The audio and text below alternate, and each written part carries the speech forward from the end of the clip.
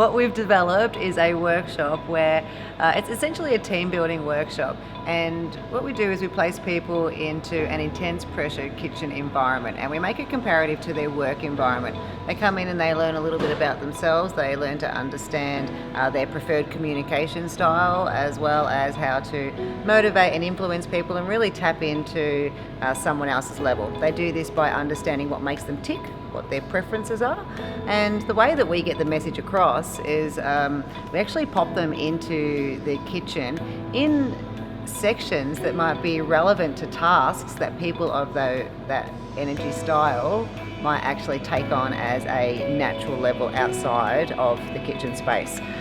By far, I think the best part of it was just being in the kitchen and being in a team environment with new folk who I've never met before, and just I've been to so many leadership things, but I've never been anything like this. So it's a real fun environment, and just be able to work as a team from the word go.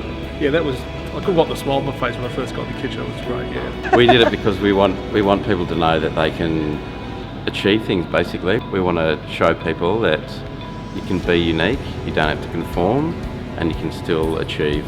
It's absolutely ideal for high-performing teams. People that are already, have a great self-awareness of who they are and what they're doing within their business. It can be any type of sporting team, professional sporting team, a corporate company, small business, large business, really well suited to leaders of businesses who want to understand how to more effectively lead and get into another person's world in order to really motivate them.